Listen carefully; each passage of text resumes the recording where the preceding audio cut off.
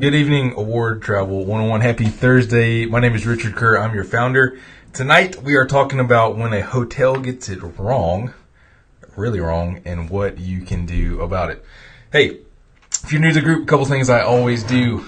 I typically drink bourbon during our lives. I got a bottle of 1792 small batch Kentucky straight bourbon today. I'll be drinking this immediately following live when we're doing bourbon Q&A. You're going to have an hour of open Q&A with the moderator team and I to ask us anything about points, miles, travel, or elsewise that you may want to, and we're going to answer it in real time. I always say this, but it's always true. A lot going on in the group right now. Chicago seminars are just around the corner. I'm going down to Orlando for CardCon and FinCon in just a couple weeks. I've got a trip to Oklahoma to knock out state number 48 and watch a little Sooner football.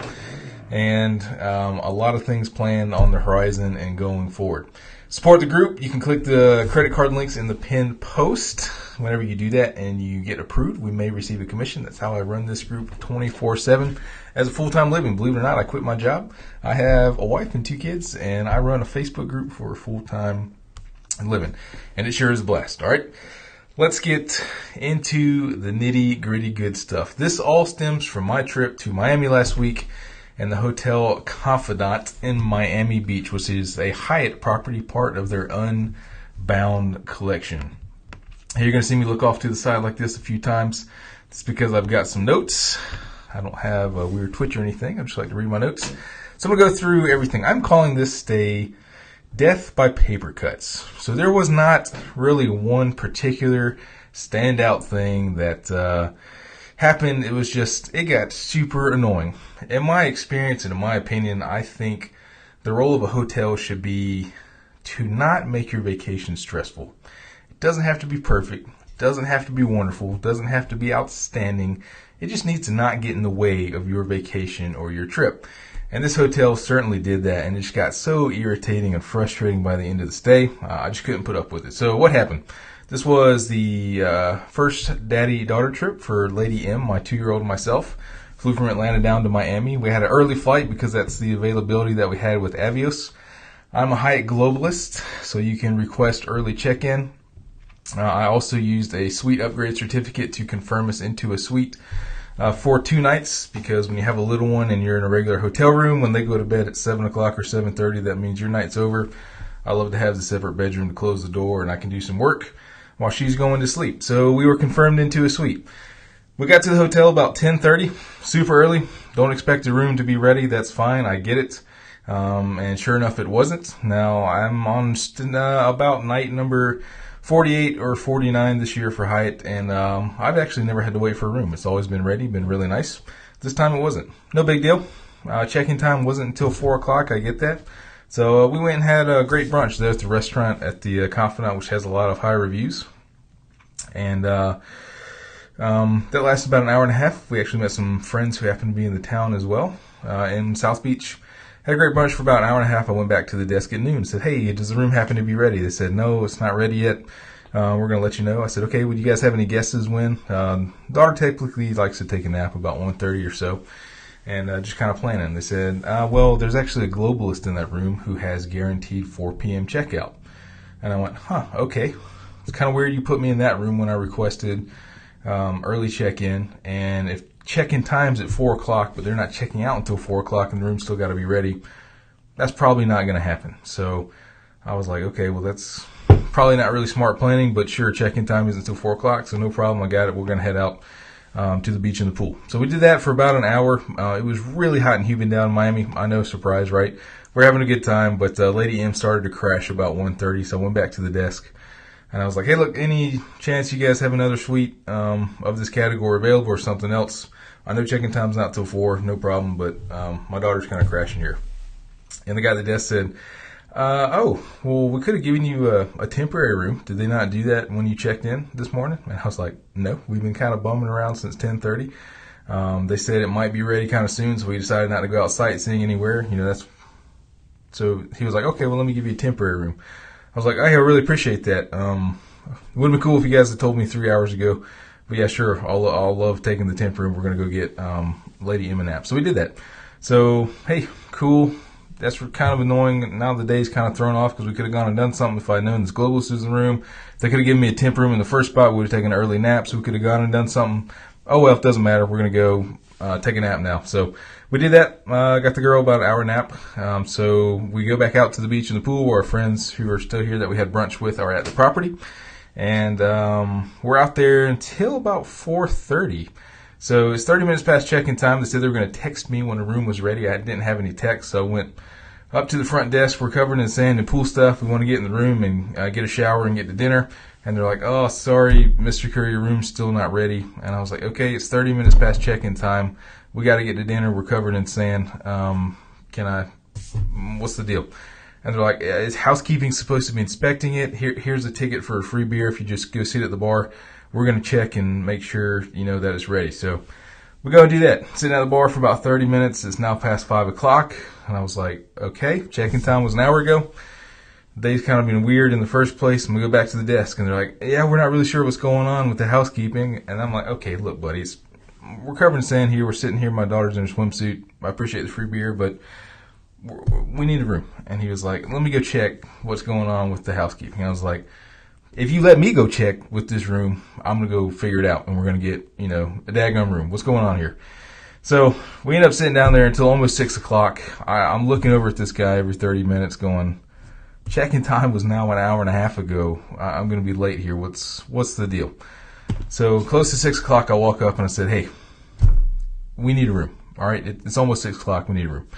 And he goes, let me check that real quick, which tells me he was not actively checking, even though I'm sitting with my 2-year-old now in her swimsuit and, all that good sandy stuff and that happened with little girls and dads. And he was like, oh yeah, it's ready. And I was like, why haven't you been checking every minute when we're sitting over here for over an hour now, waiting for our room almost 2 hours past check-in time, and you still acting like you're aloof and oblivious to what's going on here? So he says, yeah, the room is ready. And it's like, why am I the one that's making this happen? So none of this is catastrophic. It's just when you get there at 10:30 and none of this is played out, it just gets really annoying. That's not what a hotel should be. Should have told me this stuff. But, hey, there's a globalist in your room. It's not going to be ready till 4. We can give you a temporary room until then, or it's not going to be ready till 4. You guys need to go out and do something in Miami. And cool, no problem. I got it. I got the whole story. I understand check-in's not till 4. Cool, let's make it happen. So super annoying by this part.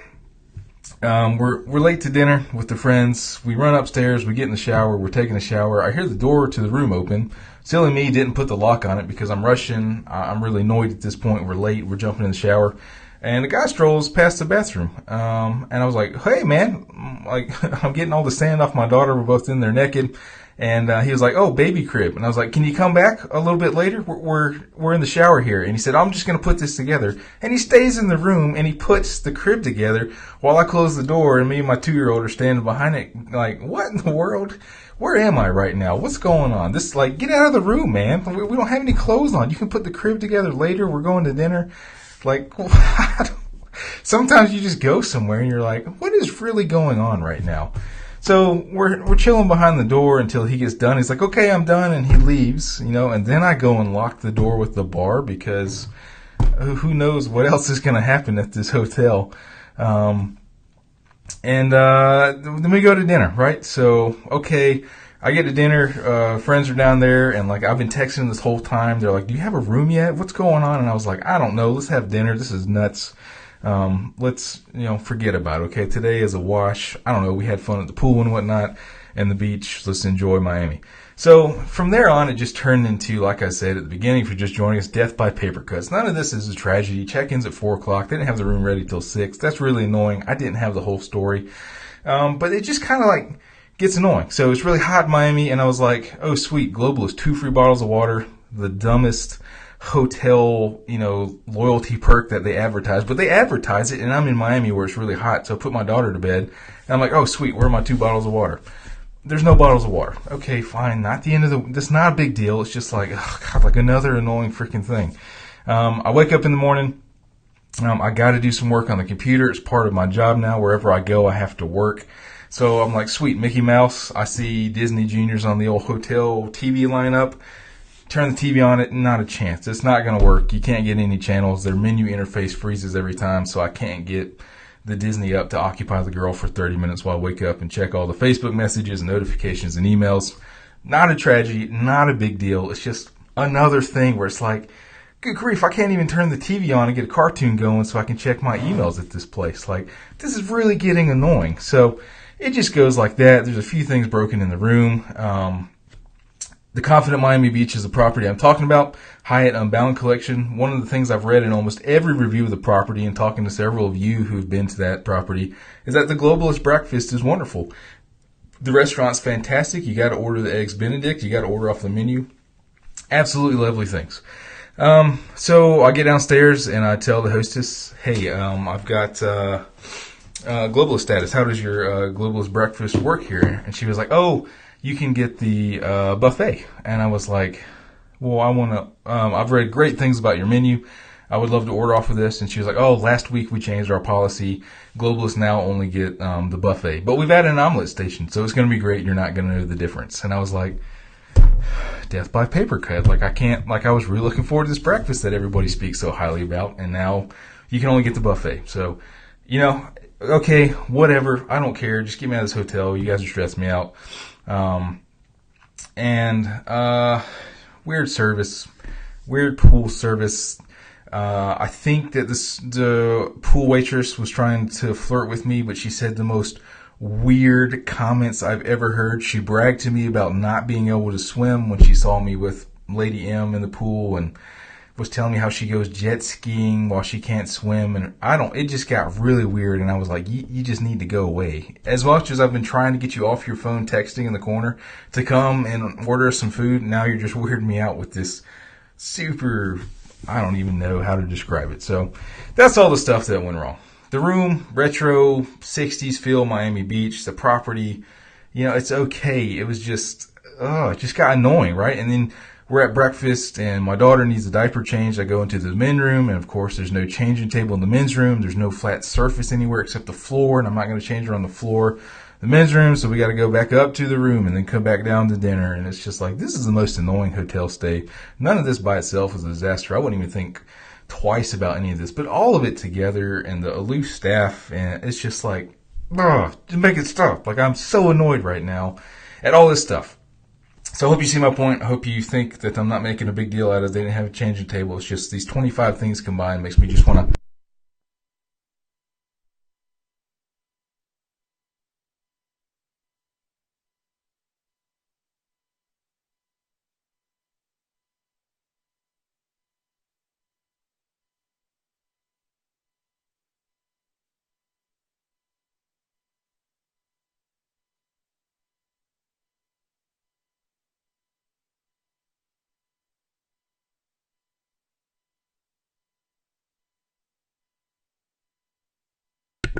That better? Yep. Okay. As much as I checked to see if the room was there, all the staff knew me, right? So I don't get outraged. I don't get overly emotional. I don't make a scene. It's not my style. It doesn't help you socially engineer anything. It's just not. But they knew who I was. I make sure the staff knows who I am, right? They know this guy checked all day. They know this guy has his daughter. They know this dad is traveling with his daughter alone, which people say the funniest things to you in the world. I make sure they know my feelings. So you tell the front desk, the doorman see you, the people at desk see you walking by, hey, how's your stay going? I say, it's not that great because of this and this and this. Not too good. So where it all comes together and what I recommend is at the checkout. When you go to the desk to check out, you always get that question of, how was your stay? How was everything during the stay? And this is your opportunity.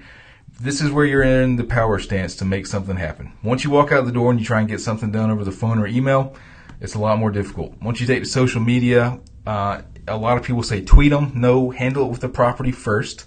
Then if you're not getting anywhere, go and tweet them. But this is your chance to tell them, this day was not good. My room wasn't ready until 6. I got here at 10:30. I understand check-in's not till 4, but I didn't have the full story and it kind of messed my day up. You devalued your Globalist breakfast. I can't even get a couple bottles of water. Housekeeping dude stayed in the room when he knew we were naked and didn't leave when I asked him to. Your pool service is super weird. This just made it stressful. I can't even change my daughter while we're waiting 2 hours in your lobby because there's no changing table and I don't have a room. Your hotel stressed me out for these 2 days, and I didn't enjoy it. It's up to that front desk staff to do one of a couple things. One, immediately apologize, say I understand. Let me go get my manager, or I'm going to tell my manager, or I'm going to make sure that my manager contacts you so that we can talk about these things and get it right. And let me offer you X gesture of goodwill. That's what a good property does. Those are two things that should happen. Management's notified. You should get some kind of gesture of goodwill and talk about it. And then you can negotiate that back and forth. If they said, here's $20 for your problems, I would say, you know what, that's just not going to get it done. I would love to talk to your manager. I'm not emotional. I'm not making a scene. I'm not being belligerent. I'm, letting them know, hey, these are the facts. This is what happened. That's not acceptable. I don't appreciate that. And a good hotel will come back and respect that. Number one, they will typically thank me for handling it so well. That's the usual response that I get because I'm not up there being crazy American in 2018. And they're going to work with you. So the guy at checkout, he said, his name is Keith. So Keith at the Confidant, I'll give you props, man. He said, Mr. Kerr, how was your stay? And I said, look, it wasn't good. This was one of my least favorite Hyatt stays over the last couple of years because the room wasn't ready because of housekeeping. You devalue Globalist breakfast. Things in the room didn't work. Death by paper cuts, man. I didn't enjoy this stay. It stressed me and my daughter out, and that was the exact opposite point of this. And he said, I'm really sorry to hear that. Your room number is 1241. I'm going to tell my front of the house manager about it, right as soon as you leave, and he's going to get in contact with you to talk about this. I said, okay, I really appreciate that. That man's empowered, or that lady's empowered, to give me some kind of compensation. Now, the only thing that I got actually upset about is he handed me my bill after this. After apologizing and telling me that he was going to tell his manager about this, he gave me my bill. And it was wrong. Every single thing on this folio, I took a picture, I'm going to put it up in the comments of this video later, was wrong. My rate was including taxes and fees, $100 a night. They had $155. They didn't take the resort fees off for Globalists. I had a check wrong at the pool that wasn't mine, and every single thing on this folio that could have been wrong was wrong, and it was overcharging me by $400. And I just looked at him and I said, this isn't my bill. This just isn't my bill. I don't know what this is. This is wrong. And poor Keith got a little bit nervous because he could see I went from being cool, calm customer to, okay, we really jacked this up, and we just tried to stick him for $400, and he just showed me the email of his rate that was wrong. So they ended up taking care of all that stuff. I think I paid $200 for the stay and for all the checks and whatnot. But old Keith started getting a little nervous and shaking up there while he was trying to fix my folio because he could tell that I went, are you shit? You're kidding me after all this stuff and you just give me an entirely wrong bill? And it's just globalists don't pay resort fees. If I work at a front desk at a Hyatt, I'm going to know that. I'm not going to charge this dude resort fees, especially after everything he just talked about. So they took a bunch of money off the bill. They got it down to the right level, and then they took care of some of the charges that we had, and it ended up being a great deal. And then by the time we got to the airport, I had an email from the front desk manager that said, hey, man, really sorry we didn't live up to the expectations here. Keith told me he took care of the bill issues for you. If there's anything else I can do, let me know. I think he knew that was a lost cause by this point, and I'm not going to have good things to say about the Confidant in Miami. Overall recommendations. When you're at the property, that's when your time is to get the right compensation. Trying to do things over the phone, trying to recount it later, trying to go to Twitter and get corporate to then call the property to then, it just makes it weird. Take care of it at checkout. And if you're not getting what you want, ask to speak to the front desk manager, ask to speak to the rooms manager. If that's not happening, ask to speak to the general manager. I don't like to take it to the GM. They got more important things to do. He should empower his managers to make it right for you. So that is my story about how things went wrong last weekend. One of the most annoying hotel stays I've ever had. I just don't like when that stuff happens. Then it starts to get in my head. Then you start to just get a little bit critical, and you're just I just want to, start over, just leave. People have great things to say about this property, mainly centered around that dadgum breakfast that you can't try anymore if you're a globalist because you only get the buffet. And I'm really disappointed in it. Just not a good stay. That temporary room that we had, which was just a standard room, we're talking 250 square feet. I mean, it was the bed, a desk, and that was it. And that property goes for $400, $500 a night during the peak beach season down there and during holidays. If I paid $500 before the $30 a night resort fee and before the taxes of South Beach and got that, that would be a hard pill to swallow. So can't recommend the property. I'm really sorry about that. I feel even worse.